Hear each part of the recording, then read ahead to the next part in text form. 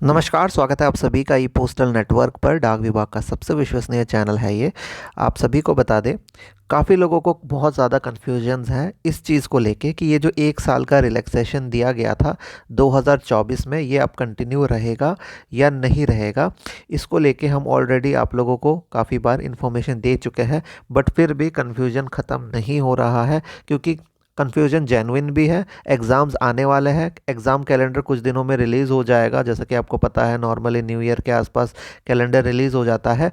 तो exam calendar release होने वाला है।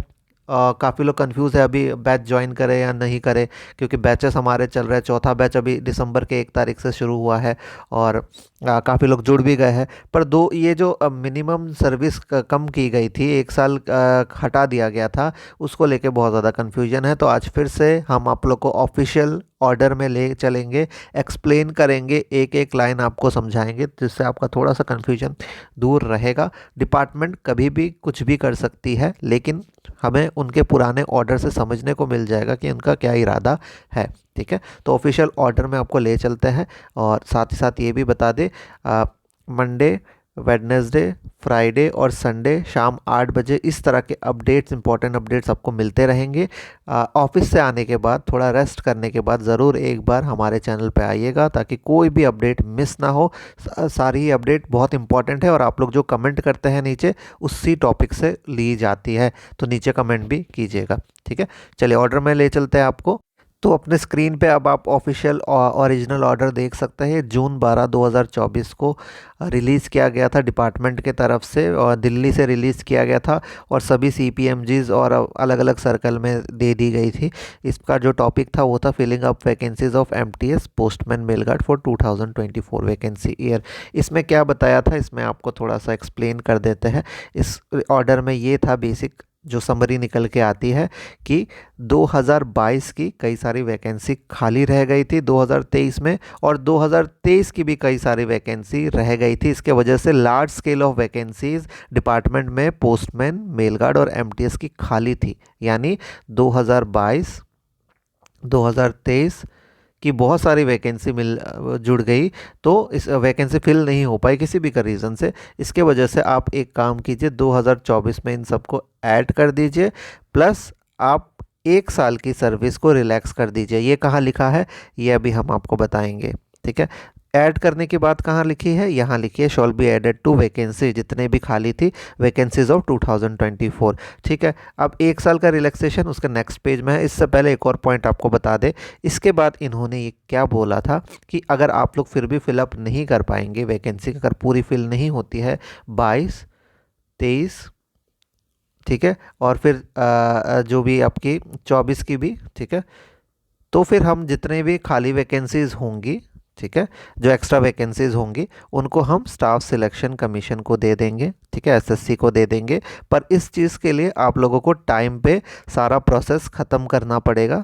ठीक है, 2024 का जो प्रोसेस है जल्दी ख़त्म करना पड़ेगा, जो कि नॉर्मली आपको पता है डिपार्टमेंट नहीं करती। एग्ज़ाम के रिज़ल्ट आते आते दूसरा एग्ज़ाम आ जाता है। तो ये वाला पॉइंट तो कहीं ना कहीं बहुत सारे सर्कल के लिए वैलिड ही नहीं है, क्योंकि उनके जो ज्वाइनिंग और इसके रिजल्ट्स आने में ही इतना टाइम लग जाएगा कि ये SSC को दे नहीं पाएंगे। फिर से जमेगी और फिर से 25 में एक्स्ट्रा वैकेंसी हो जाएंगी। ठीक है, तो ये तो हो गया अभी फर्स्ट पेज में जो जो इम्पोर्टेंट पॉइंट्स थे। और क्या क्या बताया गया था, इसको बता दे। तो आगे इसमें एक्सप्लेन किया गया था कि इस वजह से हम क्या करते हैं, रिक्रूटमेंट रूल जो होता है, इसमें एक पावर दी जाती है, पावर टू रिलैक्सेशन का पावर होता है।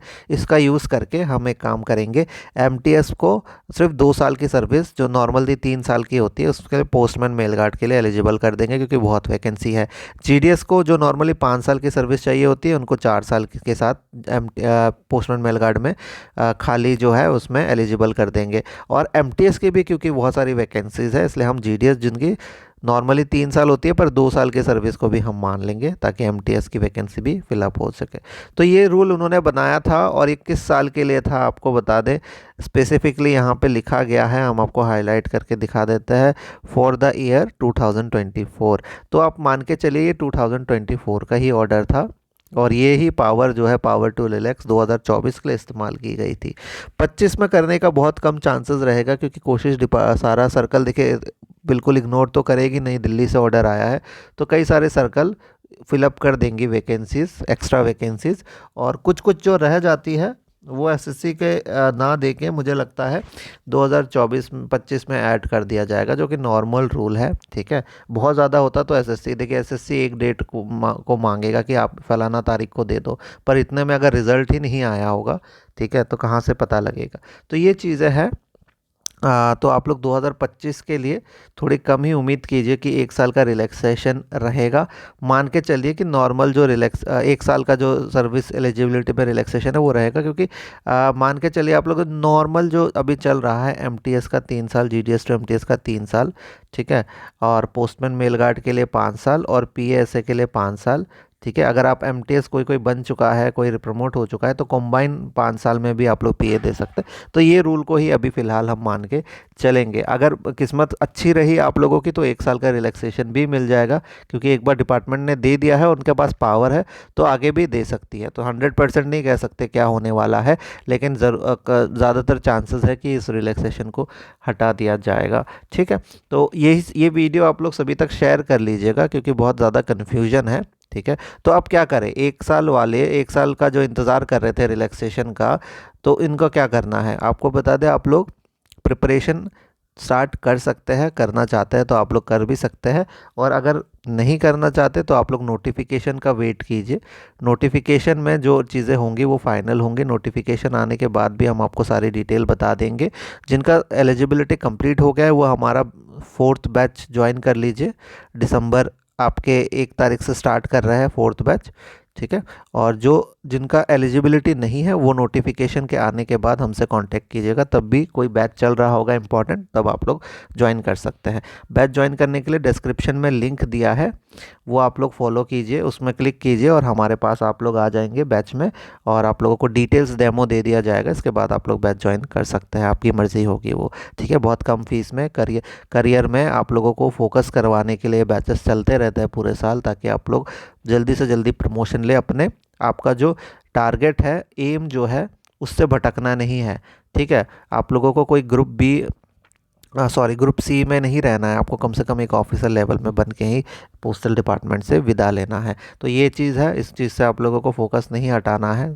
ठीक है, बहुत सारी चीज़ें आएंगी जाएंगी, पर आप लोगों को करियर में ध्यान देना है। बाकी सारी अपडेट्स के लिए आप लोग बने रहिए हमारे साथ। धन्यवाद।